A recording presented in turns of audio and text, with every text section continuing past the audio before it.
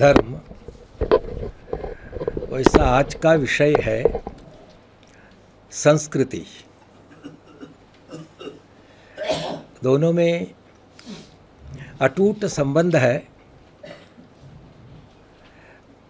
अत्यंत संक्षेप में अगर बताऊं तो धर्म जैसा थियोरेटिकल साइंस है, उसी प्रकार मानव का जीवन अधिष्ठान है। जिस प्रकार एप्लाइड साइंस कहते हैं, उसी प्रकार धर्म का सामाजिक एप्लाइड स्वरूप है संस्कृति। इस पृष्ठभूमि से संस्कृति का अध्ययन अगर हमने किया तो जैसा मैंने कल प्रारंभ करते समय कहा था,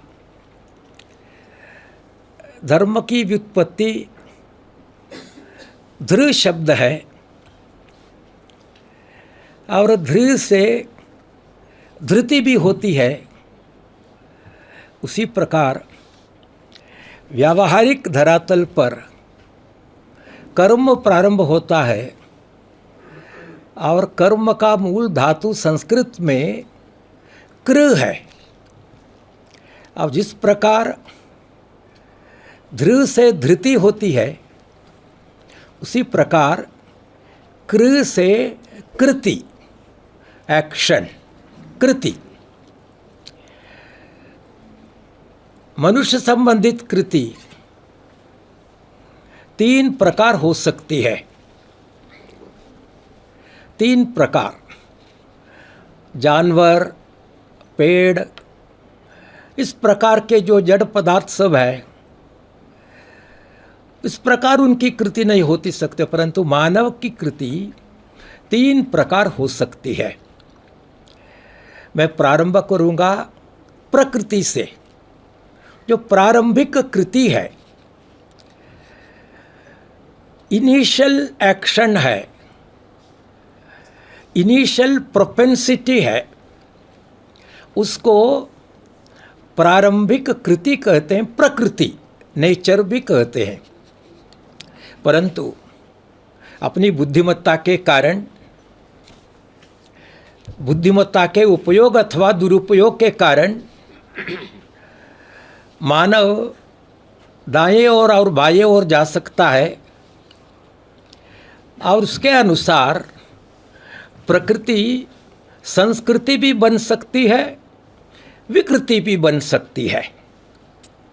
तो कुल मिलाकर मानव की कृतियाँ एक प्रकृति है, दाएं ओर अथवा पॉजिटिव की ओर संस्कृति है, बाएं और नेगेटिव की ओर विकृति है। सो प्रकृति, विकृति, संस्कृति, ये मानव संबंधित कृतियाँ हैं। यहाँ प्रकृति अगर गणित शास्त्र के आधार पर मैं बोलूँ तो उसका पॉइंट ज़ीरो है, परंतु ज़ीरो का भी मूल्य है। इसलिए काउंटडाउन करते समय आज 10, 9, 8, 7 इस प्रकार करके ज़ीरो पर भी आते हैं, तब दबाते हैं बटन। उसका भी मूल्य है ज़ीरो का। तो ज़ीरो है प्रकृति, और प्लस की ओर आप जाते हैं तब उसको कहते हैं संस्कृति। माइनस की ओर आप जाते हैं तब उसको कहते हैं विकृति। अभी ये प्रश्न उठता है, ये जीवन का, मानव जीवन का पॉजिटिव प्लस और नेगेटिव माइनस कौन तैयार करेगा? उसका अधिष्ठान आधार क्या है? वो मानव जीवन का प्लस तैयार करने वाला धर्म है और माइनस तय करने वाला अधर्म है। तो जब कल मैंने धर्म संबंधित गुणों के बारे में कहा, मानव कल्याणकारी किसी भी मजहब के आधार पर देखो, मानव कल्याणकारी गुण, उसका संक्षेप में नाम है धर्म। और धर्म की ओर जीवन का एप्लीकेशन चाहिए, तब वो धर्म प्लस की ओर जाता है और वो संस्कृति। और मानव विरोधी राक्षसी बन जाता है, नेगेटिव की ओर जाता है, आसुरिक दृष्टि से बाएं ओर जाता है, तब उसको कहते हैं विकृति। तो आज हम संस्कृति के बारे में चर्चा करने वाले हैं। तो सांस्कृतिक गुण यानी क्या है? तो ये सारे मोटे तौर पर धार्मिक जन कल्याणकारी गुण है संस्कृति का ये आधार। इसलिए दया, सेवा, अनुकंपा, इस दृष्टि से जब आदमी जाता है उसको कहते हैं वो संस्कृति वाला है। अब ये मनुष्य 3 प्रकार काम कर सकता है। भूख उसकी प्रकृति है, जैसे जानवर की, उसी प्रकार भूख उसकी प्रकृति है। भूख के बिना आदमी जिंदा नहीं रह सकता, खाना पड़ता है। तो भूख के कारण उसको खाना, वो प्रकृति है, प्रकृति है खाना। परंतु जैसे आज जानवर नहीं कर सकता, उसी प्रकार आदमी कर सकता है। जब खाना खाता है तब कोई भिखारी आता है, दरिद्री आता है, उसको देखकर मन द्रवित हो जाता है, तो हम तुरंत हमारा खाना थोड़ा कम करते हैं और उसको देते हैं। और उसको देते समय वो भी आनंद से जाता है। इसलिए आधा भूखा रखकर दूसरे भूखे को खिलाना ये मानव की कृति है। परंतु अगर हमसे पूछा ये किस कृति में आएगा, विकृति में कि संस्कृति में, सब कहेंगे ये संस्कृति है। तो स्वयं कम खाकर दूसरों को खिलाना वो संस्कृति है। दूसरा भी आदमी है, वो आ सकता है, मुझे चाहिए, सबका खाना भगवान का दिया खाना है, मेरे को भी पेट है, आपको भी पेट है, आपको भी भूख है, मुझे भी भूख है, परंतु मेरे में ताकत है, इसलिए मैंने हड़प लिया और दूसरे का खाना छीन लिया। ये भी आदमी कर सकता है। तो इसको क्या कहेंगे? ये विकृति है, विकृति। उतना ही नहीं, आदमी अपने मन की दुर्बलता का शिकार बन जाता है। और जिलेबी आई अथवा गुलाब जामुन आया, खाना चाहिए, 1 खाया, 2 खाया, आनंद आता है, तब प्रकृति कहती है अरे भैया तेरा पेट भर गया, 3 खा लिया ना, बंद करो। तब इसके मन का जो दूसरा भाग कहता है ऐसा नहीं, पेट कहता है बस बस बस, परंतु जीभ कहती है चाहिए चाहिए चाहिए। इस प्रकार का ये संघर्ष आता है और वो जीभ का काम मानता है, पेट का काम छोड़ देता है और ग्रीडी होने के बाद, खाने के बाद उसका पेट खराब हो जाता है और दस्त हो जाता है और आखिर तो अस्पताल में जाता है, डॉक्टर का पेशेंट बन जाता है। इसलिए ओवर ईटिंग ये भी मानव का ही दोष है। ये दोनों काम जानवर नहीं करेगा। जानवर खाएगा, अपने बच्चों को भी नहीं देगा, खाना पूरा हो जाने के बाद एकदम मुँह पिचकर हो जाएगा, अधिक नहीं खाएगा। इसलिए कभी भी जानवर ओवर ईटिंग भी नहीं, अंडर ईटिंग भी नहीं, फुल ईटिंग, केवल प्रकृति के लेवल पर। उसमें अधिक खाकर पेट खराब करना, दूसरों को देकर भूखा रख कोई आनंद लेना, अर्थात विकृति की ओर जाना, संस्कृति की ओर जाना, ये दोनों काम मानव ही कर सकता है। इसलिए मुख्य प्रश्न है, हमको विकृति की ओर जाना कि संस्कृति की ओर जाना? प्रगत मनुष्य किसको कहेंगे? प्रगत आदमी कौन है? जितना अधिक खाते खाते खाते जानवर से भी नीचे जाता है वो प्रगत है, अथवा नियामक दृष्टि से जितना चाहिए उससे भी थोड़ा कम करके आनंद अधिक बांट कर जो जीता है, किसको हम कहेंगे? हम कहेंगे दूसरे आदमी को, संस्कृत आदमी उसको कहेंगे। उसको विकृत आदमी कहेंगे, और कभी कभी किसी भाषाओं में प्राकृत आदमी ये भी कहते हैं। तो इस प्रकार संस्कृति और विकृति इसका मूल्यांकन प्रारंभ से करना। अब संस्कृति, उसका हेतु क्या क्या है? हेतु के लिए संस्कृत में परिभाषिक शब्द उपादान है। फैक्टर्स दैट मेक इट, वो उपादान क्या है? उपादान चेतनावान उपादान है, उसी प्रकार जिसमें चेतना ने उस प्रकार के हैं। एक तो मनुष्य, ये संस्कृति अथवा संस्कार कहाँ से प्राप्त होते हैं? मुख्यतः उसका स्वभाव क्या है?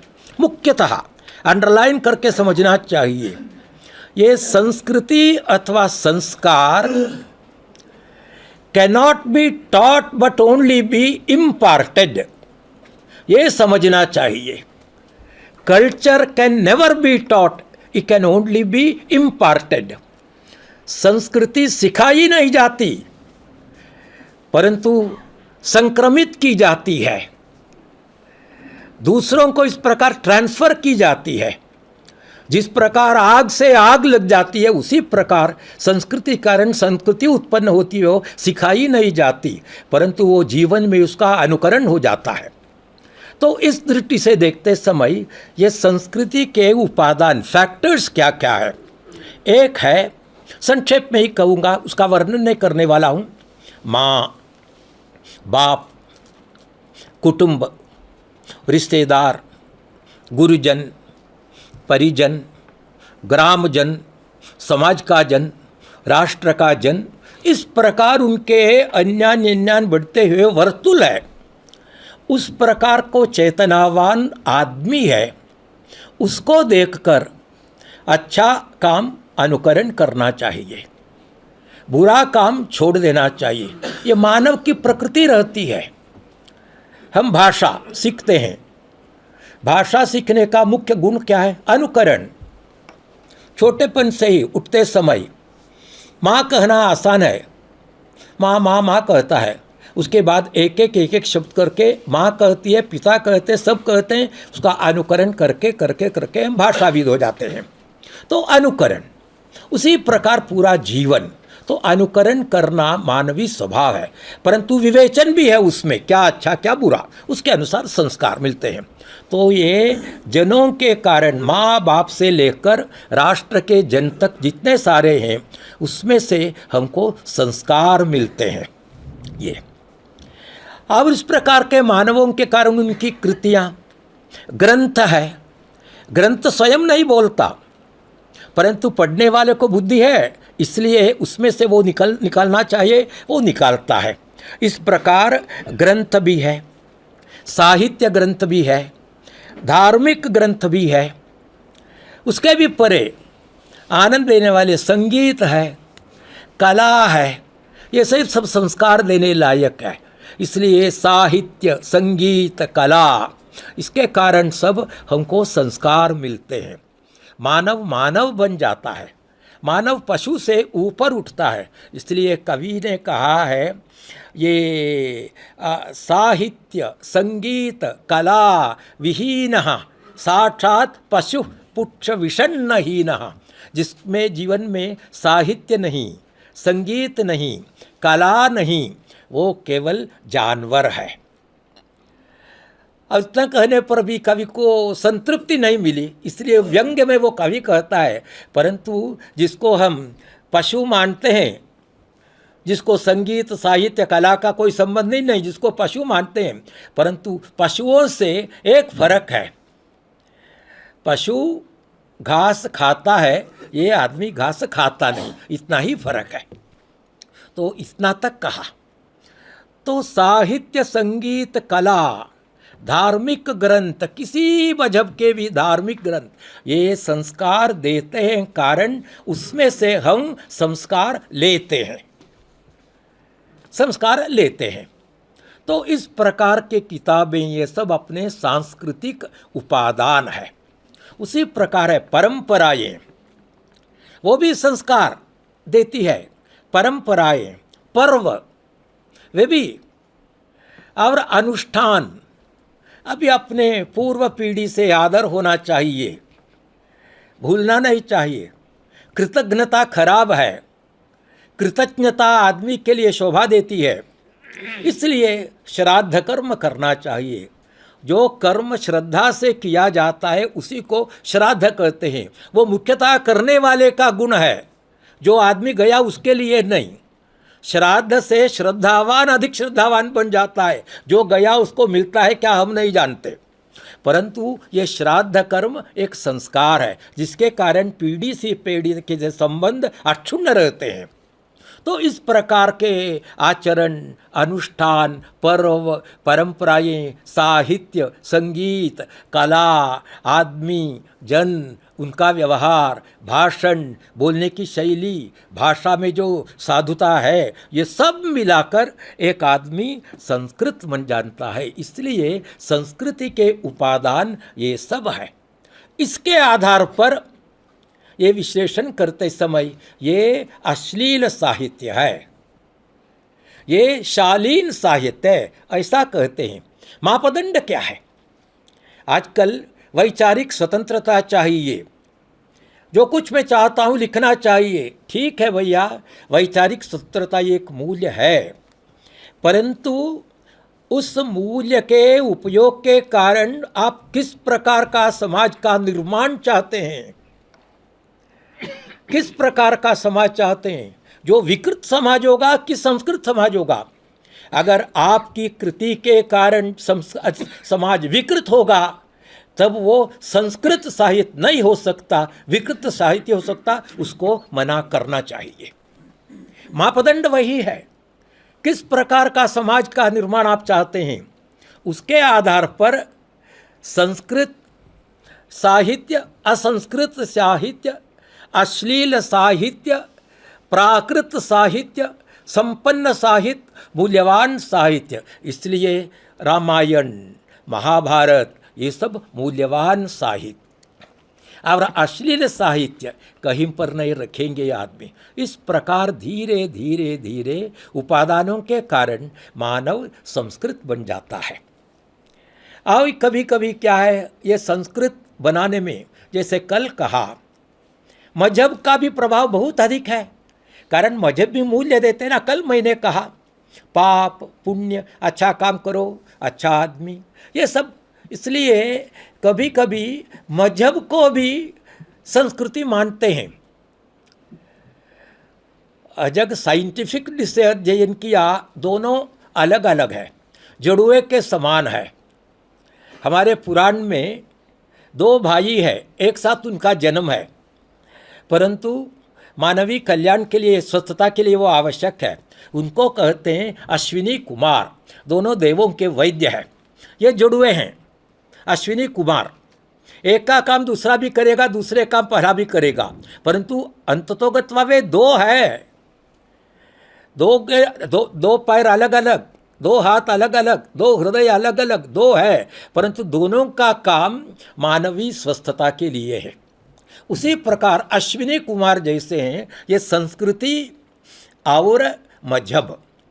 इसके कारण कभी कभी मजहब ही संस्कृति है, संस्कृति है मजहब है, इस प्रकार हम सोचते हैं। इसके लिए बहुत एक अच्छा उदाहरण मैं देना चाहता हूँ। डॉक्टर एस राधाकृष्णन की एक किताब है, उस किताब का नाम है, अंग्रेजी में लिखी है वो, उसका भाषांतर हिंदी में भी है, आवर हेरिटेज। वो आवर हेरिटेज बहुत छोटी किताब है, आवर हेरिटेज, हमारी धरोहर, हमारी थाती, उसका नाम है। उसमें एक प्रसंग उन्होंने लिखा है, डॉक्टर एस राधाकृष्ण ने। वे गए थे इंडोनेशिया में, तब एक प्रोफेसर उनसे मिला। उन्होंने उनके थीसिस, हिस्टोरिकल थीसिस लिखा था, अगस्त्या इन इंडियन आर्चिपेलागो, यानी इंडोनेशिया, सुमाट्रा, उन देशों में अगस्त्य का निष्क्रमण, इस प्रकार उनका थीसिस था। वो थीसिस डॉक्टर राधाकृष्णन के हाथ में दिया। महान प्रकांड पंडित, उन्होंने देखा, उसका समर्पण देखा उन्होंने, डेडिकेशन। प्रोफेसर साहब, ये क्या बात है? आप तो मुसलमान हैं, आपने ये अगस्तियन इंडियन आर्चिपेलागो लिखा है, परंतु आपने इसका डेडिकेशन सरस्वती को कहा किया है। ये है संस्कृति का ये आधार। इसलिए दया, सेवा, अनुकंपा, इस दृष्टि से जब आदमी जाता है उसको कहते हैं वो संस्कृति वाला है। अब ये मनुष्य 3 प्रकार काम कर सकता है। भूख उसकी प्रकृति है, जैसे जानवर की, उसी प्रकार भूख उसकी प्रकृति है। भूख के बिना आदमी जिंदा नहीं रह सकता, खाना पड़ता है। तो भूख के कारण उसको खाना, वो प्रकृति है, प्रकृति है खाना। परंतु जैसे आज जानवर नहीं कर सकता, उसी प्रकार आदमी कर सकता है। जब खाना खाता है तब कोई भिखारी आता है, दरिद्री आता है, उसको देखकर मन द्रवित हो जाता है, तो हम तुरंत हमारा खाना थोड़ा कम करते हैं और उसको देते हैं, और उसको देते समय वो भी आनंद से जाता है। इसलिए आधा भूखा रखकर दूसरे भूखे को खिलाना ये मानव की कृति है। परंतु अगर हमसे पूछा ये किस कृति में आएगा, विकृति में कि संस्कृति में, सब कहेंगे ये संस्कृति है। तो स्वयं कम खाकर दूसरों को खिलाना वो संस्कृति है। दूसरा भी आदमी है, वो आ सकता है, मुझे चाहिए, सबका खाना भगवान का दिया खाना है, मेरे को भी पेट है, आपको भी पेट है, आपको भी भूख है, मुझे भी भूख है, परंतु मेरे में ताकत है, इसलिए मैंने हड़प लिया और दूसरे का खाना छीन लिया। ये भी आदमी कर सकता है। तो इसको क्या कहेंगे, ये विकृति है।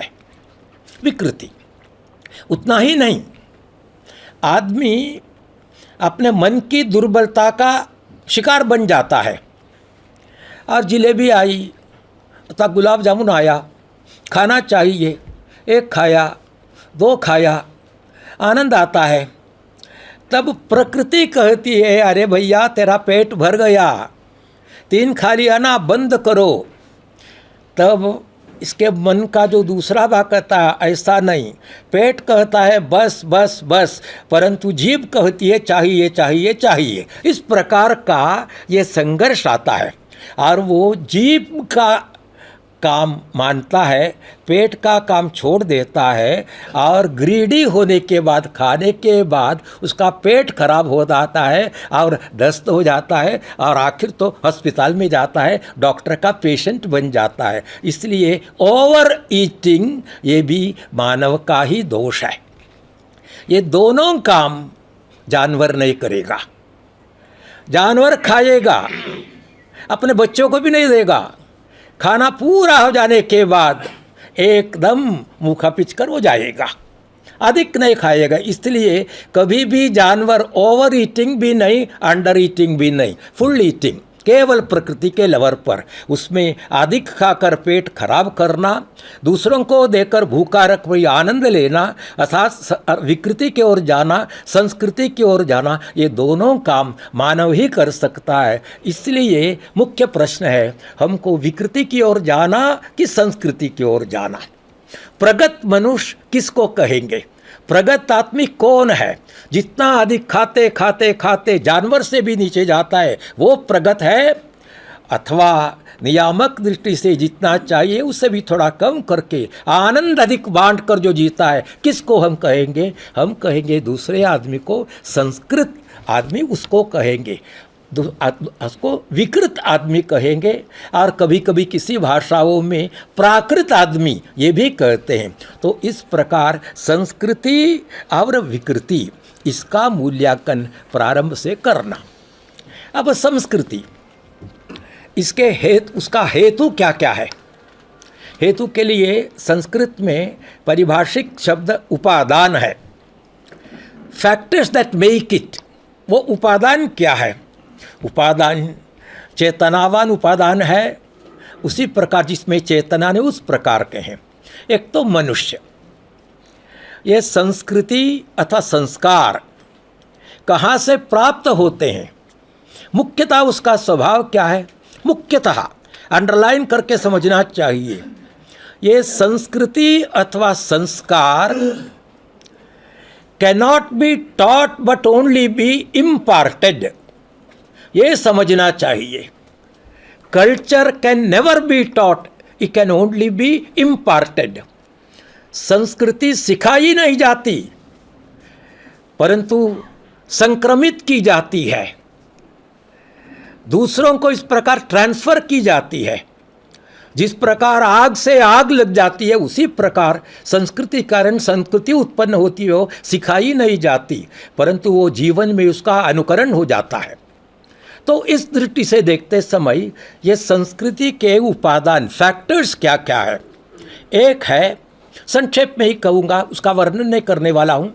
माँ, बाप, कुटुंब, रिश्तेदार, गुरुजन, परिजन, ग्रामजन, समाज का जन, राष्ट्र का जन, इस प्रकार उनके अन्यान बढ़ते हुए वर्तुल है।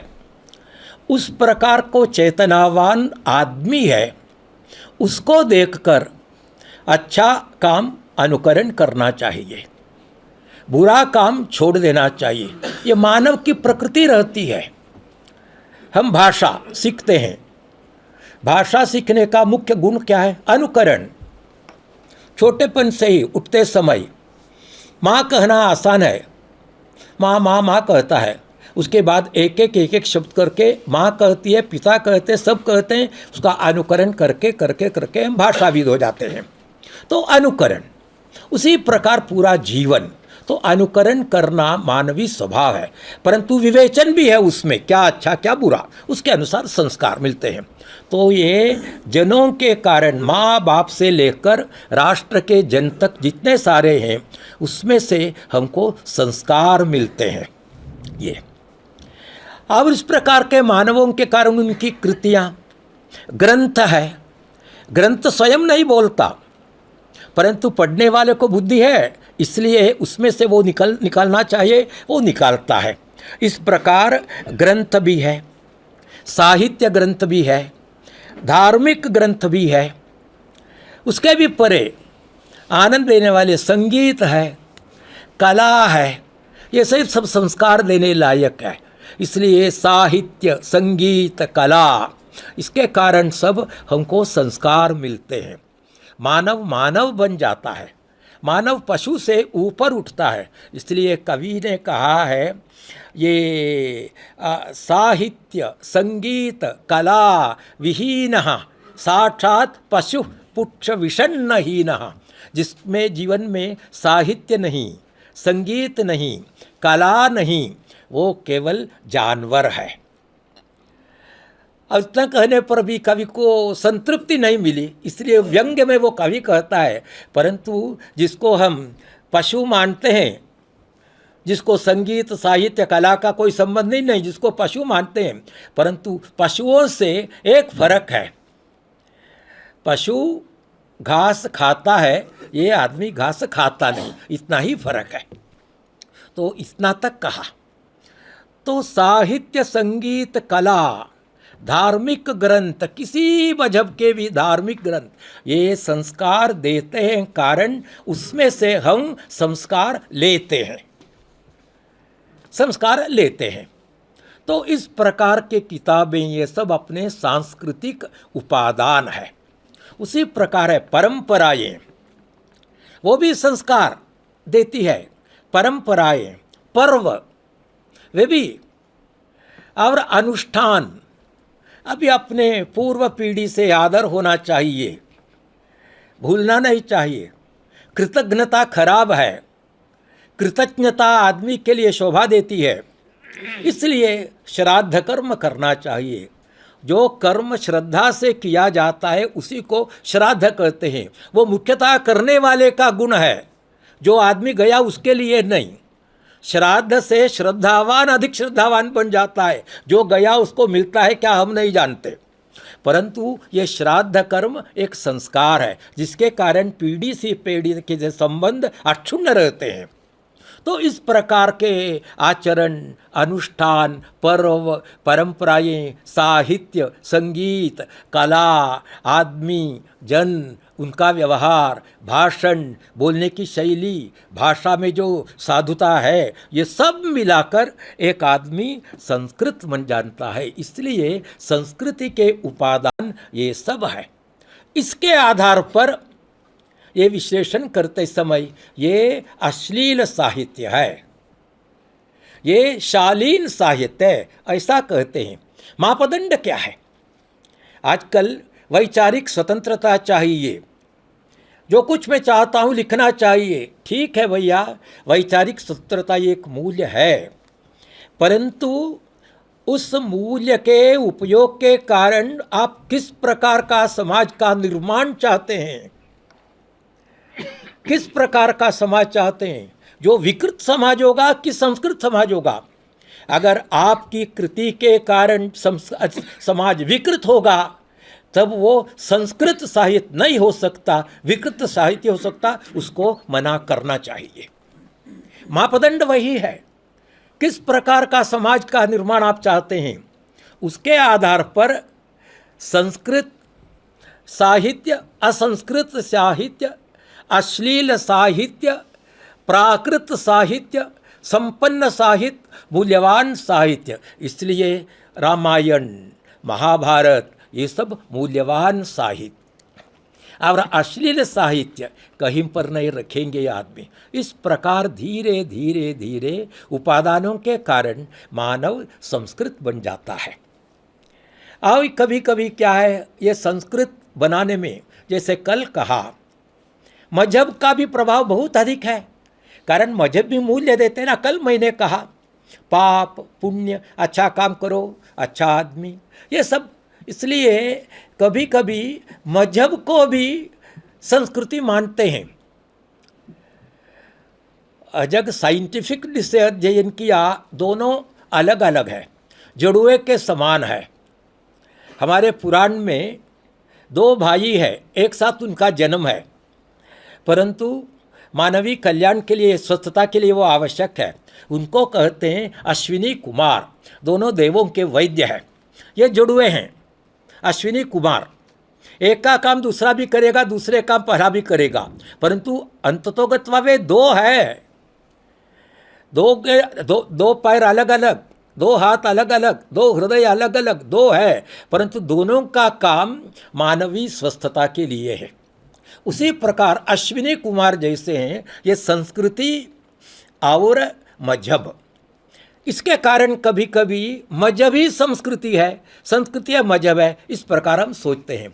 इसके लिए बहुत एक अच्छा उदाहरण मैं देना चाहता हूँ। डॉक्टर एस राधाकृष्णन की एक किताब है, उस किताब का नाम है, अंग्रेजी में लिखी है वो, उसका भाषांतर हिंदी में भी है, आवर हेरिटेज। वो आवर हेरिटेज बहुत छोटी किताब है, आवर हेरिटेज, हमारी धरोहर, हमारी थाती, उसका नाम है। उसमें एक प्रसंग उन्होंने लिखा है, डॉक्टर एस राधाकृष्ण ने। वे गए थे इंडोनेशिया में, तब एक प्रोफेसर उनसे मिला। उन्होंने उनके थीसिस, हिस्टोरिकल थीसिस लिखा था, अगस्त्या इन इंडियन आर्चिपेलागो, यानी इंडोनेशिया, सुमाट्रा, उन देशों में अगस्त्य का निष्क्रमण, इस प्रकार उनका थीसिस था। वो थीसिस डॉक्टर राधाकृष्णन के हाथ में दिया। महान प्रकांड पंडित, उन्होंने देखा, उसका समर्पण देखा उन्होंने, डेडिकेशन। प्रोफेसर साहब, ये क्या बात है, आप तो मुसलमान हैं, आपने ये अगस्त्या इन इंडियन आर्चिपेलागो लिखा है, परंतु आपने इसका डेडिकेशन सरस्वती को कहा किया है, ये कैसा संभव है? ये किताब के 26वें पृष्ठ में ये प्रसंग दिया है। आवर हेरिटेज किताब 26 पेज में ये प्रसंग दिया है। तुरंत वो मुसलमानी प्रोफेसर कहते हैं, डॉक्टर साहब मेरा मजहब शायद इस्लाम होगा पूरी, परंतु मेरी संस्कृति हिंदू है। ये कहते हैं वे। अभी पूछने लायक बात क्या है, ये संदेह, ये साइकोलॉजिकल क्वेश्चन उनके मन में क्यों उभर आया? उनके मन में भी एक कोने में शायद ये कल्चर रिलीजन से इक्वेट करने का एक छोटा सा भाव का बिंदु उसमें था, अन्यथा ये संदेह नहीं आता। परंतु मुसलमान प्रोफेसर को वैसा नहीं, मेरी संस्कृति हिंदू है, मेरा मजहब यह है, ये दृष्टिकोण है। इसलिए इसी प्रकार का और एक प्रसंग है। बहुत सालों के बाद चंडीगढ़ का निर्माता एक फ्रेंच आर्किटेक्ट है, कॉर्बुसियर। उन्होंने चंडीगढ़ का निर्माण सब करके बहुत साल यहाँ तक रहा। बाद में फ्रांस में वे गए। फ्रांस में उनकी मृत्यु हुई। तब उनका आंद्रू मार्लो करके उनका बहुत बड़ा दोस्त, प्रसिद्ध दोस्त लेखक, वे थे वहाँ। ये मार्लो ने उस समय पेरिस में रहने वाला भारत का एक पत्रकार, जिनका नाम हम सब जानते हैं, दुर्दैव से एक साल पूर्व उनका देहांत होगा, M.V. कामत, वे वहाँ थे। M.V. कामत को मार्लो ने फ़ोन किया, मार्लो कामत, गंगा जल मिल सकता है क्या? देखूंगा। एम्बेसी में उन्होंने कोशिश की, नहीं मिला। बाद में मिलवाया और गंगा जल वहाँ पहुँचाया। ये मार्लो ने गंगा जल और सीन नदी का जल मिलाकर अंतिम विधि में उससे प्रेषण किया। और उनका तर्क था, इसका जीवन पूरा का पूरा भारत में, परंतु इनका जन्म फ्रांस में, इसलिए जो प्रेत आत्मा है उनको पसंद होगा गंगा जी का, सीन का जल का सम्मिश्र करके उनको शांति मिलेगी, इसलिए मैंने ये किया, ये कहा। ये मार्लो ईसाई, कॉर्बुसियर ईसाई, M.V. कामत हिंदू। यहाँ मजहब कहाँ आता? मजहब कहीं नहीं आता। इसलिए संबंध है, परंतु उसको एकदम ठीक से ठीक संस्कृति को मजहब कहना अथवा उल्टा कहना, वो अनसाइंटिफिक थिंकिंग होगा, अनसाइंटिफिक थिंकिंग हो। ये दोनों दो है, ये दोनों दो है। अल्टीमेटली सोडियम क्लोराइड और पोटासियम क्लोराइड, इसमें फ़र्क है। दोनों को सॉल्ट कहते हैं केमिस्ट्री में, परंतु दो सॉल्ट में फ़र्क है। एक के बदले दूसरे खाए तो आदमी मर जाएगा।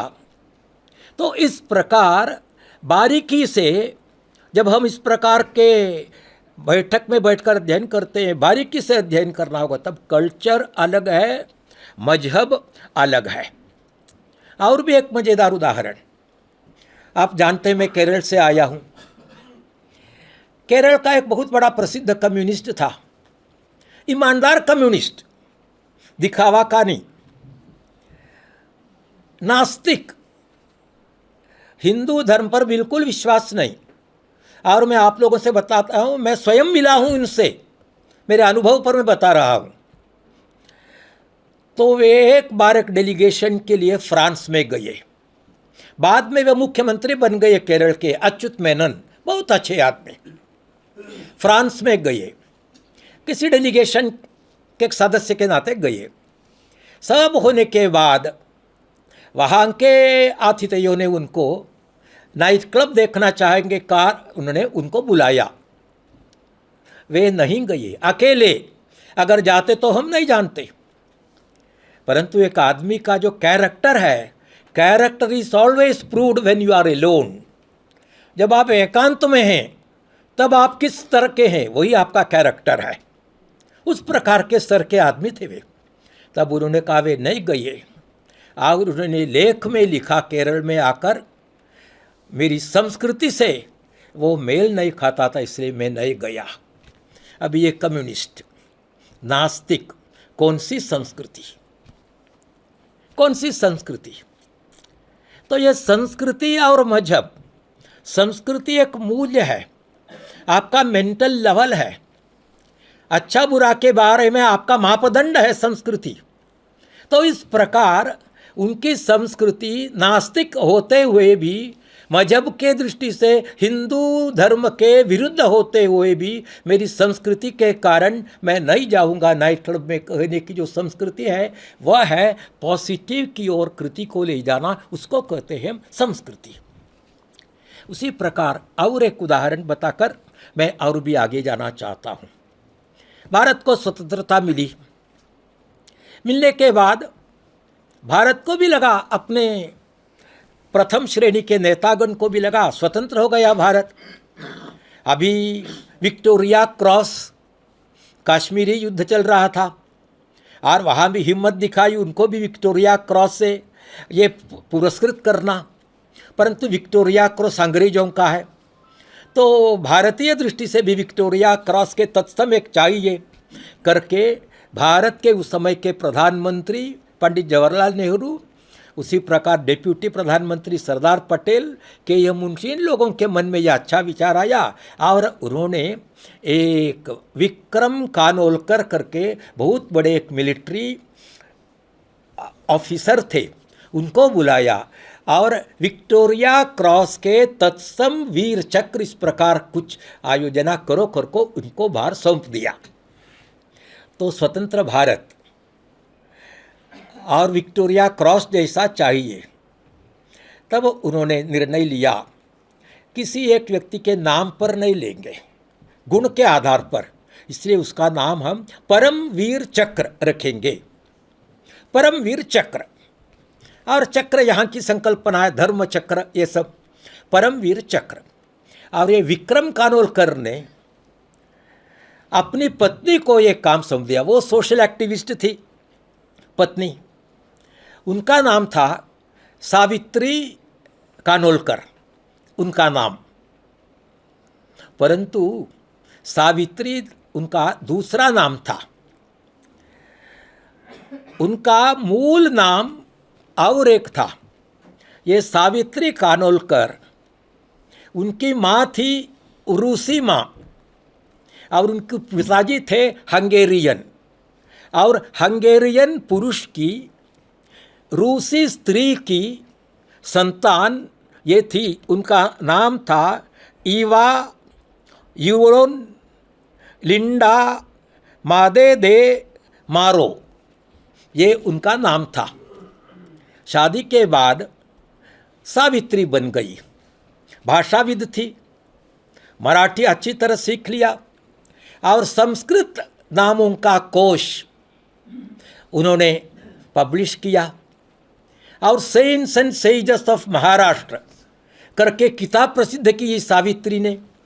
वो सोशल एक्टिविस्ट थी, उनको पतिदेव ने ये भार सौंप दिया, ये परमवीर चक्र की ये इस प्रकार की आयोजना आप करिए करके। उन्होंने अपना धर्म, साहित्य, सांस्कृतिक इतिहास सब पूरा पढ़कर जो परमवीर चक्र जो आज उपलब्ध है उसके दो भाग होंगे मेडल के। एक और उन्होंने परमवीर भूलना नहीं, उसके प्रतीक के नाते देवेंद्र का वज्र वहाँ रखा है, और पिछले भाग में शिवाजी का भवानी खड्ग वो रखा है। आपका परमवीर चक्र आप देखिए, एक और देवेंद्र का वज्र, दूसरा और भवानी का खड्ग। ये मजहब से आप इसको मिला सकते हैं क्या? नहीं। संस्कृत से मिला सकते हैं क्या? हाँ। इसलिए संस्कृति एक देश की धरोहर है, एक देश के इतिहास का प्रतिबिंब है, जिस प्रतिबिंब को अपनाकर हम प्रेरणा से उद्दीप्त हो जाते हैं, प्रदीप्त हो जाते हैं। तो इसलिए ये सांस्कृतिक गुण जिस प्रकार ट्रांसफ़र किए जाते हैं उनके लिए ये सब उपादान है। इसलिए ये संस्कृति यानी गुणों का भंडार, दो जीवन में उसका आविष्कार, उसके लिए हमको काम करना चाहिए। तो ये संस्कृति का एक यह है। और धीरे धीरे संस्कृति, मनुष्य तो आगे बढ़ता है। मनुष्य के जीवन में 3 बातें काम करती है। एक है मनुष्य सुविधा चाहता है, सुविधा। इस प्रकार जाकर दाएं मोड़कर वहाँ जाना, तब उसके मन में विचार आता है धीरे इस प्रकार जाना, इसी रूट है। इसके कारण पगडंडी आ गई। म्यूनसिपालिटी का रोड अलग रहता है, परंतु बीच में जाने के लिए छोटा रास्ता आता है। तो उसका मूल कारण का सुविधा आदमी जानता है, साथ ही साथ विज्ञान भी बढ़ जाता है और वो सुख भी चाहता है। अब ये सांस्कृतिक मूल्यों का संरक्षण भी चाहता है, वो बिगड़ता नहीं, गुमराह नहीं होता।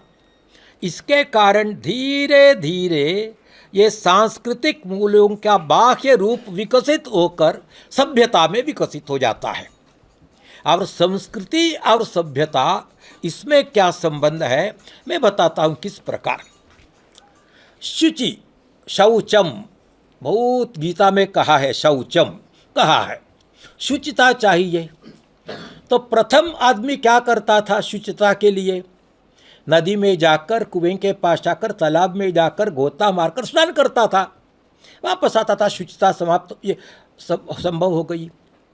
धीरे धीरे राजा ने, कोई ज़मींदार ने संरचना प्रारंभ किया, निर्माण कला, वास्तुशास्त्र, उसका विकास हुआ, विज्ञान का विकास हुआ, सुविधा की चाह भी है।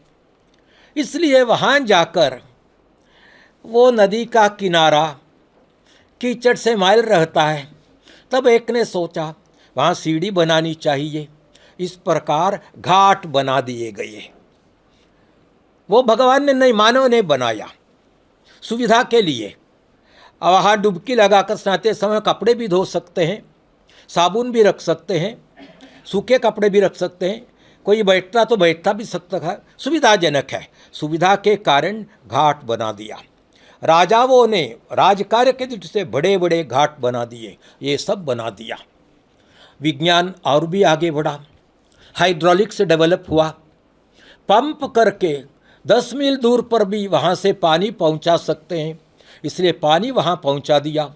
और वहाँ वाटर सिस्टम आ गया, बहुत बड़ा टैंक आ गया, और टैपिंग सिस्टम आ गया, डिस्ट्रीब्यूशन आ गया, और सुविधा, विज्ञान और सुख के लिए चाह, और शुचिता के लिए भी नॉन नेगोशिएबल चाह, उसके कारण वाटर सप्लाई आ गया।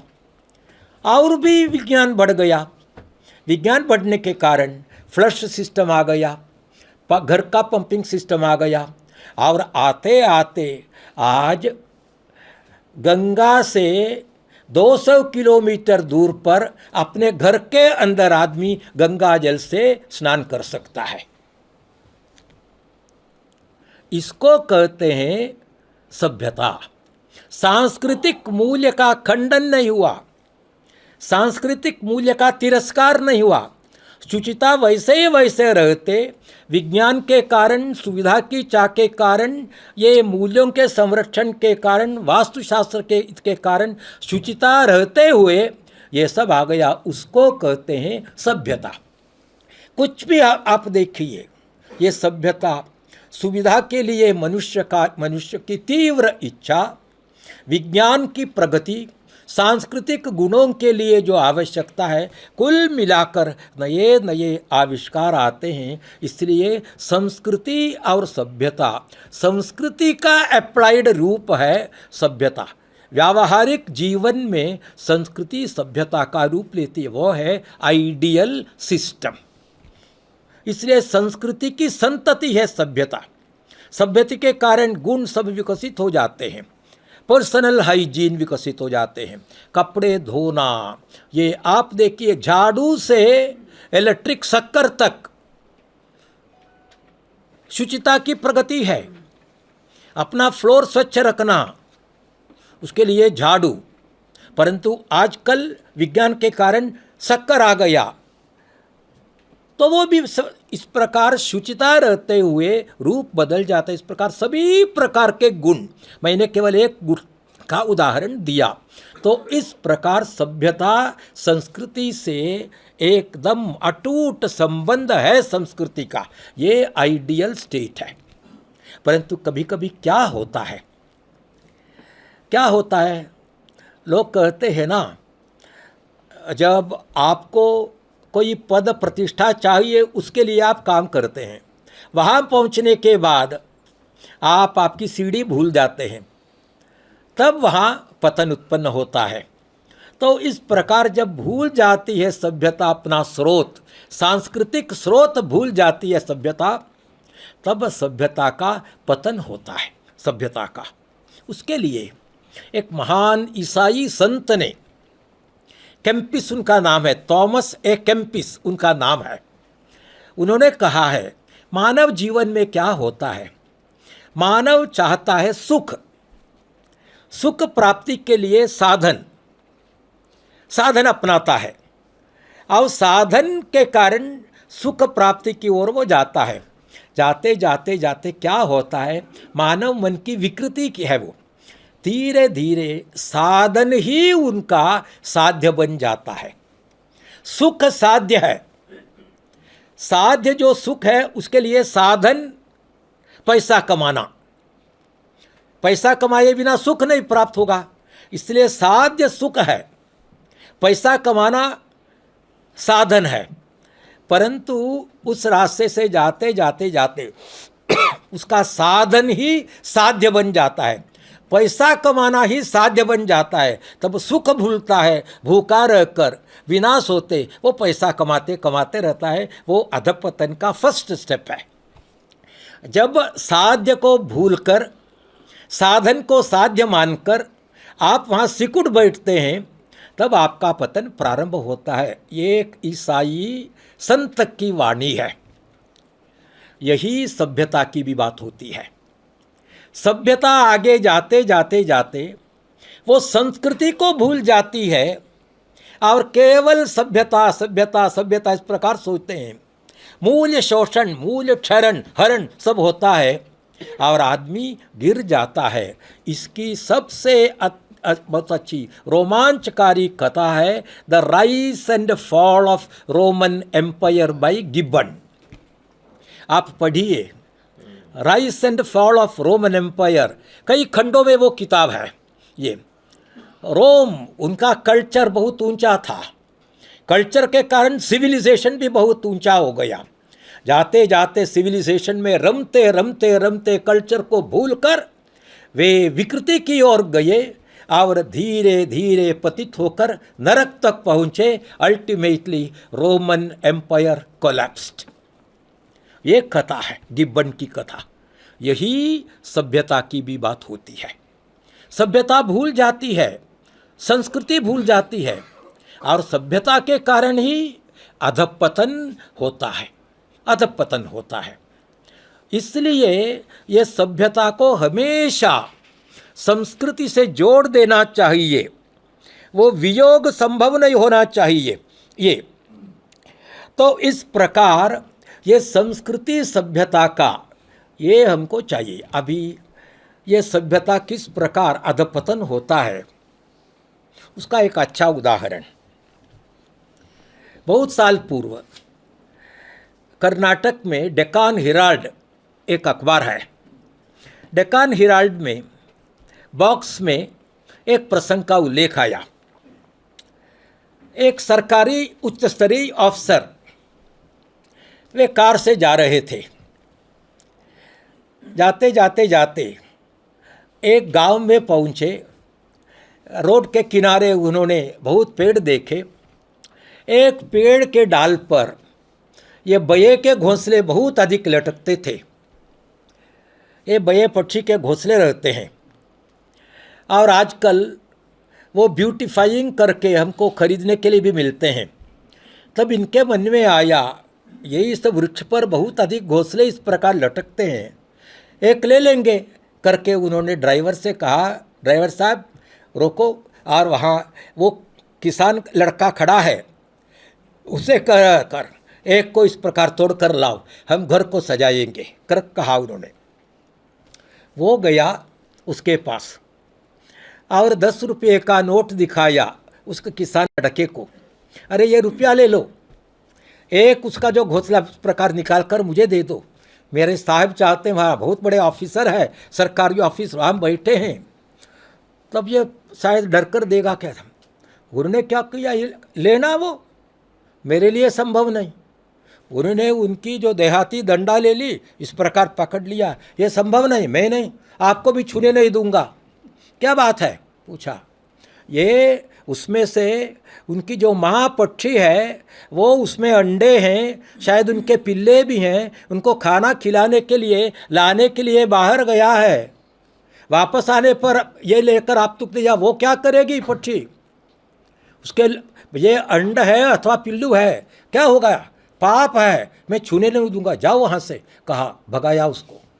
वो ड्राइवर वापस आया और ये अफसर से कहा, अफसर 1 मिनट के लिए चुप बैठे, अच्छा अच्छा चलेंगे करके चले।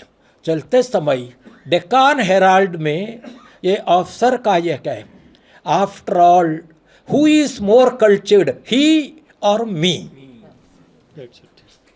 यह है समस्या। Who is more cultured, he or me, ये है सभ्यता और संस्कृति का वियोग। इसलिए जब हम सभ्य हो जाते हैं, संस्कृति को कभी भी नहीं भूलना चाहिए।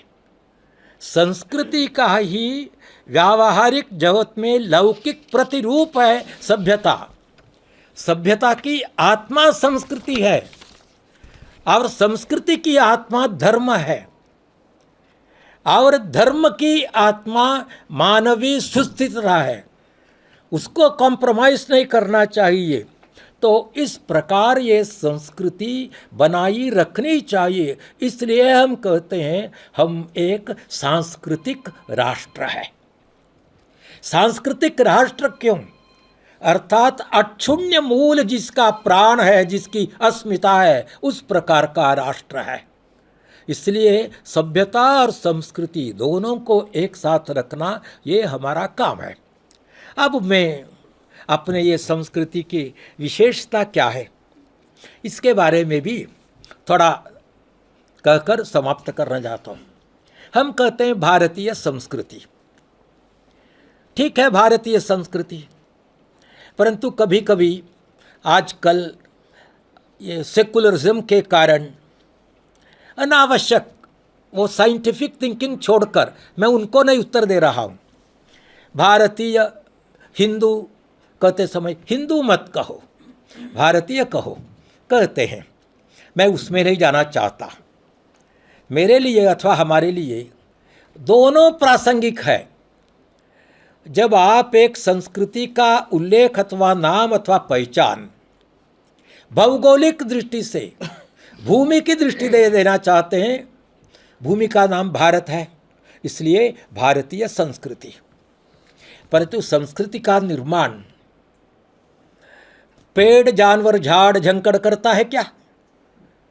अंततोगत्वा मनुष्य करता है, समाज करता है।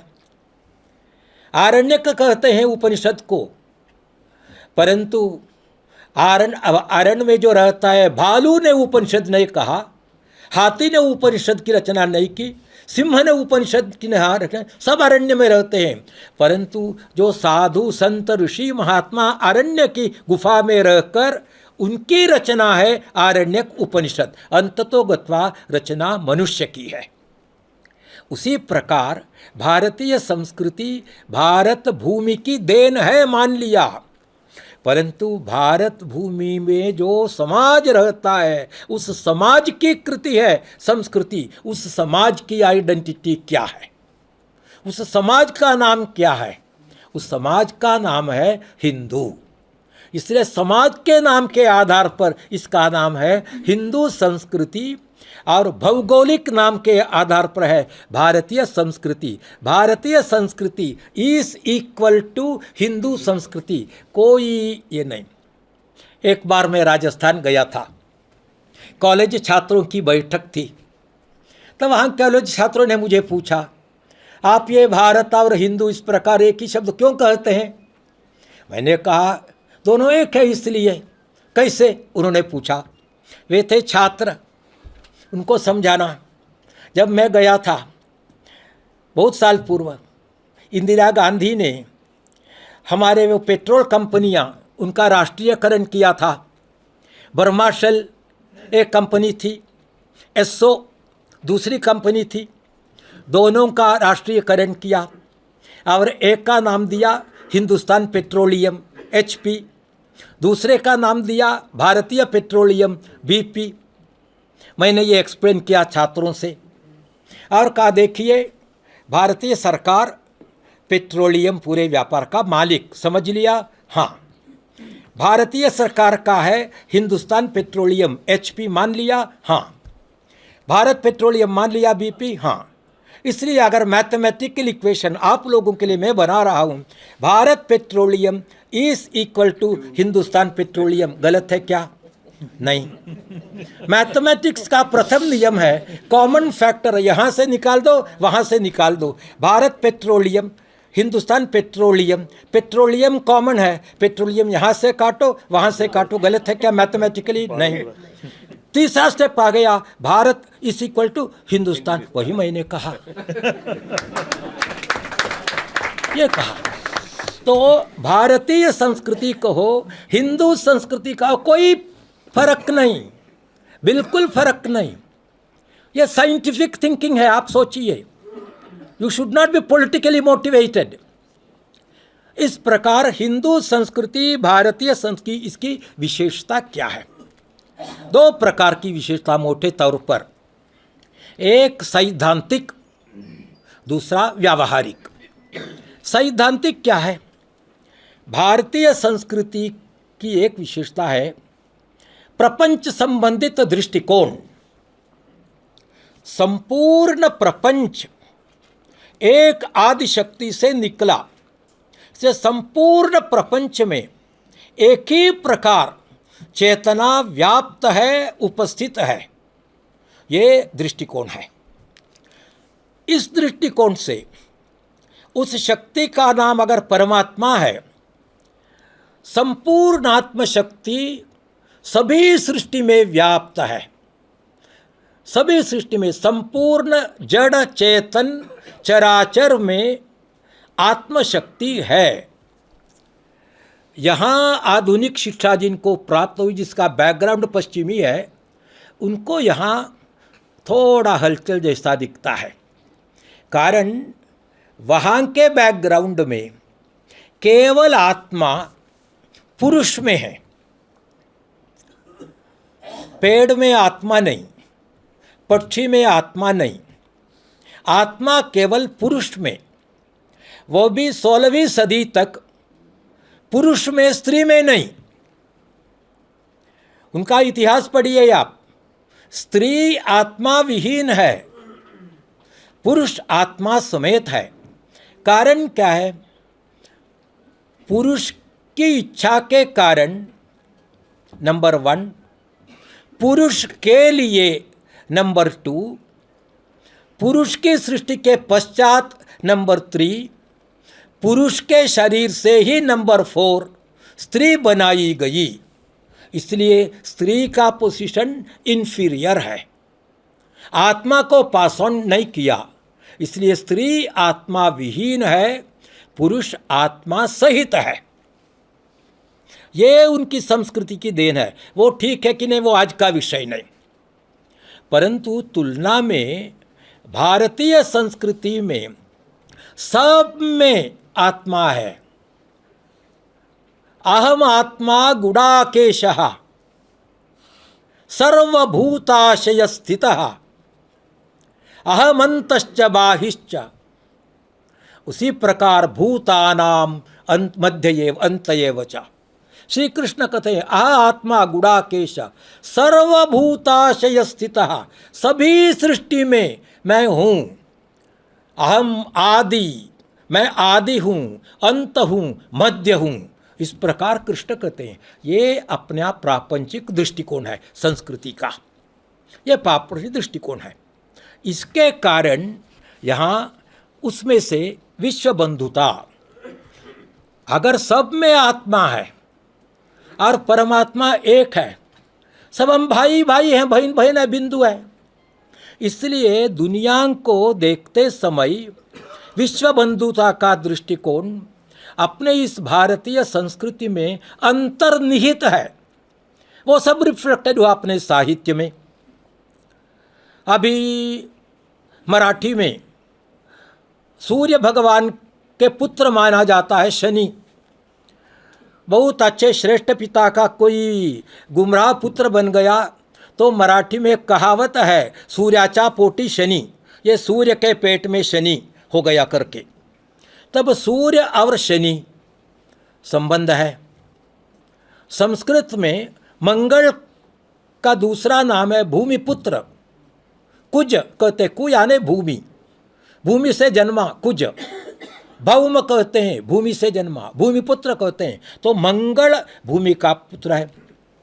चंद्रमा के 27 पत्नियां हैं, अश्वती, भरणी, कार्तिका, रोहिणी, ये ताराएं। तब संबंध क्या है? पति पत्नी का, पिता पुत्र का। पति, अभी एक तारा है वहाँ, उसका नाम है वशिष्ठ, उसके एक वेत नीचे दूसरा एक थोड़ा ओझल जैसा है, उसका नाम है अरुंधति। हमेशा वैसा रहता है। वास्तव में वो वशिष्ठ है, वो अरुंधति है क्या? संभव नहीं। परंतु एक को वशिष्ठ कहा, दूसरे को अरुंधति कहा, तीसरे को ध्रुव कहा, चौथे को चंद्रमा कहा, चंद्रमा की पत्नियां कही सभी को। ये सब विश्व बंधुता का है ना। उसी प्रकार इसलिए आप कहिए चंदा मामा कहते हैं, पूरे केवल मनुष्य के लिए नहीं। पीपल ब्रह्मचारी कहते हैं, तुलसी विष्णु प्रिया कहते हैं, विष्णु की भार्या कहते हैं, विष्णु प्रिया तुलसी का नाम है। तो संपूर्ण चराचर जगत को हमने बंधुता के विस्तृत वर्तुल में बांध लिया। इस प्रकार है संपूर्ण जगत। और सबसे बड़ा आनंद की बात है, वैराग्य शतकम लिखा है भर्तृहरि ने, वैराग्य शतकम। वो वैराग्य शतकम, विरक्ति आई अंत में वो कहते हैं पंचभूत। भर्तृहरि और पंचभूत क्या संबंध है? वो कहते हैं, एड्रेस करते हैं, ये मातर मेदिनी, हे मेरी माँ पृथ्वी, ताता मारुता, हे वायु भगवान मेरे पिताजी, तेजस सखे, हे मेरा मित्र अग्नि, सुबंधो जला, हे पानी मेरा बंधु, भ्रातर व्योम, आकाश मेरा भाई, निबद्धो यम प्रणामांजलि, सब तुमको नमस्कार। ये कहते हैं। कौन से कवि ने इस प्रकार का उदात्त भाव लेकर भूमि को माता, वायु को पिता, जल को बंधु, अग्नि को सखा, आकाश को इसी प्रकार भ्राता करके तुमको मेरा नमस्कार। विरक्ति होने के बाद वो जा रहे हैं, उस प्रकार कहा। ये भाव कौन सा भाव है?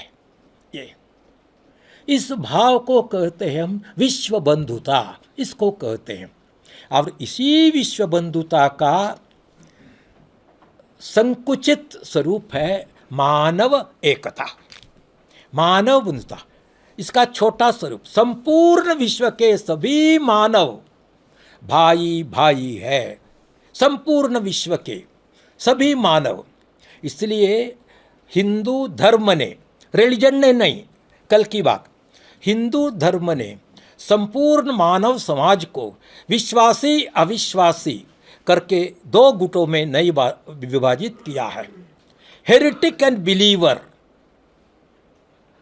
काफिर और कुर्फ, इस प्रकार नहीं किया है। संपूर्ण मानव राशि एक है। इसलिए लोका समस्ता सुखिनो भवन्तु। हेरिटिक के लिए ऐसा कुछ नहीं, सब लोग एक है, सबको एक साथ जोड़ने का काम, इसको कहा ये मानव बंधुता। मानव बंधुता इसको कहा। यही अंत प्रेरणा थी स्वामी विवेकानंद जब इंग्लैंड में, अब अमेरिका में गए, उनके मन में ये क्यों विचार उत्स्फूर्त आया। Sisters and brothers of America कहने के लिए किसी ने रेजोल्यूशन पास नहीं किया। यानी इतने सालों की संचित संस्कृति का एक विस्फोट था अमेरिका में जब उन्होंने कहा brothers and sisters of America, इसलिए वे कह पड़े वहाँ। तो ये विश्व बंधुता के आधार पर मानव बंधुता ये भी भारत की एक विशेषता है और संपूर्ण मानव कुटुंब को एक कुटुंब की दृष्टि से माना चाहिए। इसलिए महोपनिषद में कहा अयम बंधुरयम नास्ति, अयम बंधुरयम नास्ति गणना लघुचेतसाम। उसके बाद उसमें कहते हैं ये कुटुंबकम करके वो श्लोक है। हाँ, वो महोपनिषद में पंचतंत्र में अयम निज परोवेति कहा है, अयम बंधुर अयम नास्ति महोपनिषद में कहा है। तो अयम बंधु अयम ना बंधुरस्ति। तो इस प्रकार ये पूरा अपने विश्व एक कुटुंब है कहने का जो यह है वो कल्चरल सिद्धांत है संपूर्ण मानव को देखने का। इसके अनुसार सभी चराचर को भी एक साथ देखना, इस प्रकार के सैद्धांतिक बिंदु भारतीय संस्कृति की विशेषताएं हैं, ये हमको समझना। इसके अनुसार व्यावहारिक भी है बहुत, वो व्यवहार में आते हैं सभी। ये जहाँ से हम उपकार पाते हैं उसको मात्र संकल्प के भाव से देखना, जो अपने जिनसे हम विद्या पाते हैं उनको गुरुजन की तृप्ति से देखना। इस प्रकार आचरण में भी बहुत अधिक भिन्न भिन्न भिन्न प्रकार के गुण हैं। उसमें केवल दो करेक्ट 11:30 को मैं समाप्त करने वाला हूँ। केवल 2 गुणों के बारे में मैं कहूँगा। उसमें एक है विशेषता, स्वल्पाधिकता कहूँगा, दूसरे को मैं एकाधिकता कहूँगा। एकाधिकता पहला काम, ये अपनी संस्कृति की विशेषता है। संपूर्ण भारत में जब हम प्रवास करते हैं तब ये ध्यान में आता है एक अधिक देना, 100 रुपया 101 रुपया देना, 50 रुपया नहीं भैया 51 देना, 1001 देना, तो एक अधिक देना। तब अपने एक स्वयंसेवक से जब वे विदेश गए उनसे पूछा ये क्या है ये एकाधिकता। तब कहा देखिए आप तो दान देते हैं, राशि की सीमा है, परंतु ये देने वाला भाव है ना, उसका कोई अंत है क्या? उसका अंत नहीं। भाव कंटिन्यूस है, देने का भाव, राशि कंटिन्यूस नहीं। तो जो भाव जो अक्षुण्ण अनवरत अनंत है उसका संकेत, उसका परिचय क्या है? इसलिए 100 फुल स्टॉप नहीं जी, 101, 1002। इस प्रकार एकाधिकता संपूर्ण भारत में विद्यमान है। किस शंकराचार्य ने कहा, किस उपनिषद में कहा है? मजहब की दृष्टि से पूछिए, किसी मजहबी ग्रंथ ने यह कहा है क्या? नहीं, ये जीवन की बात है, आचरण की बात है। दूसरा बिंदु स्वल्पाधिकता। स्वल्पाधिक आर्थिक व्यवहार है, सौदा हो जाता है। मैं आपकी दुकान पर आ गया, मुझे अरहर की दाल चाहिए, भाव कितना है? 1 किलो 50 रुपया। ठीक, 50 रुपया दे दिया, तब सौदा हो गया। तब सत्यता के आधार पर, प्रामाणिकता के आधार पर, ईमानदारी आर्जवता के आधार पर 1 ग्राम भी कम नहीं होना चाहिए। 999 ग्राम से काम नहीं चलेगा, 1 किलो यानी उतना देना चाहिए। वो सत्यता की बात है, सत्य जगत की प्रतिष्ठा है, वो देना। परंतु कभी कभी क्या होता है, 40 के ऊपर के कारण आंखें ठीक दिखती नहीं, इसलिए ताराजू अच्छी तरह नहीं तोलती है, और वो वजन के घिस के कारण उसमें भी शायद 1 ग्राम कम हो सकता है। और ताराजू के इस प्रकार ये टेयर एंड वेयर के कारण वो भी अधिक इस प्रकार तोलता होगा, उसके कारण शायद 2-3 ग्राम उसको कम जाता होगा। परंतु मैंने 50 रुपया ले लिए, तब क्या करना चाहिए? तो व्यावहारिक जगत में पूरा तोल कर दे दिया। अगर अनजान कोई गलती होती है भैया तो हो भगवान क्षमा करो कर को और एक मुट्ठी वो देता है। इसको कहते हैं स्वल्पाधिक, इसको कहते हैं। अभी आपको मेरा अनुभव बता रहा हूँ। परिचय देते समय मैं संघ का प्रचारक ऐसा कहा, भगवान की कृपा से सिक्किम से केरल तक बहुत बार जाने का सुयोग मुझे आया। घरों में ही रहा, एक दिन भी होटल में नहीं रहा, और मंडी में भी गया। उस अनुभव पर मैं बोलता हूँ, पूरे भारत में दूध वाला जब दूध देता है 1 लीटर देकर 1 चम्मच अधिक दाता है। और महाराष्ट्र में और कोंकण में 100 नारियल बेचने के बाद अथवा उसके पूर्व 10 नारियल अधिक देता है। और जब मैं महाराष्ट्र में गया, उस 10 नारियल का नाम क्या है मैंने पूछा, तब वो उस यानी अधिक जो 10 दिए जाते हैं, वो महाराष्ट्र में मालवन किनार पट्टी है, वहाँ कहते हैं देवाचा नारळ, वो भगवान का नारियल है। यानी वो आर्थिकता के परे हैं। गलती हो गई परंतु 10 कॉम्पेंसेटरी ये किया। और इस प्रकार का जो कर्म है, सुकर्म है, उसको कोसरा कहते हैं कन्नड़ में, तमिल में कोसरा कहते हैं, तेलुगु में भी कोसरो कहते हैं, पुरवनी कहते हैं मध्य भारत में, पस्तूरी कहते हैं नागपुर में, उमरेणु कहते हैं गुजरात में, फुंगा कहते हैं, झुंगा कहते हैं उत्तर भारत में, हाँ कुंगा, फौवा कहते हैं बंगाल में, वाशी कहते हैं मराठी में, मलयालम में। ये किस सरकार ने प्रस्ताव पारित करके ये शब्द अपने समाज में आए? इसको कहते हैं स्वल्पाधिकता। संपूर्ण भारत में के बाहर आप जाइए, ये स्वल्पाधिकता एकाधिकता नहीं दिख पड़ेगी। और अंत में इस प्रकार का व्यवहार, केवल 2 बातें, एक दिवंगत होना। ये यहाँ अपने कुक अच्छे कर्म के कारण आदमी जाते समय हमारी इच्छा है वो स्वर्गवासी हो, इसलिए मरने के बाद अपने सभी भारतीय भाषाओं में दिवंगत, स्वर्गवासी, कैलाशवासी, चरमधाम प्राप्त हुआ, इहलोक छोड़ गया, परलोक प्राप्त हुआ, इस प्रकार के शब्द है। अंग्रेजी में died, expired, passed away, slang कहा तो किक्ड इस बकेट, इतना कहते हैं। ये और शब्द नहीं, यहाँ भी है मर गया, चल गया शब्द है, परंतु वो सांस्कृतिक शब्द है क्या? आदमी दिवंगत हुआ, कैलाशवासी हुआ, स्वर्गवासी हुआ, ये भारत की सांस्कृतिक भाषा के प्रयोग है। ये सिद्ध होना कहते हैं, साक्षात्कार कर रहा होते, इस प्रकार शब्द सब है। इसलिए हमारी संस्कृति के आधार पर यहाँ नर नारायण बन सकता है। नर नारायण में, और मैं कहूँगा केवल भारत में, अपने लड़कों को लड़कियों को भगवानों का, भगवतियों का नाम दिया जाता है। महिला को दुर्गा,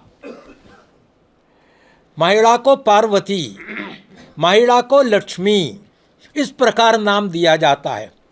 पुरुष को नारायण, पुरुष को गोविंद, पुरुष को वामन, बौद्ध लोग गौतम।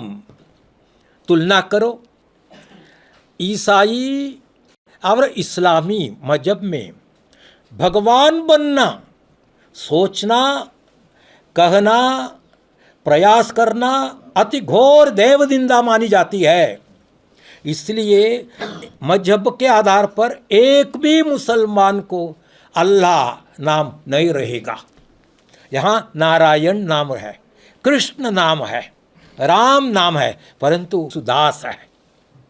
तो भगवान का नाम देना, महिला को, पुरुष को ये नाम देना, कारण क्या है? भगवत शक्ति में विलीन होना, वो कल्चरल अपना जो मूल है उसका व्यावहारिक परिचायक कर्म है नामकरण। तो इस प्रकार के सारे अपने व्यवहार में दिखते हैं, वे भी अपने सांस्कृतिक गुण है। कुल मिलाकर संस्कृति के बारे में मैंने आप लोगों से एक झलक सैया कहने का प्रयास किया। मैं उसमें कितना सफल हुआ मैं नहीं जानता, परंतु आप लोग सुनते रहे, इसलिए आप सब लोगों को मेरा बहुत बहुत धन्यवाद। नमस्कार।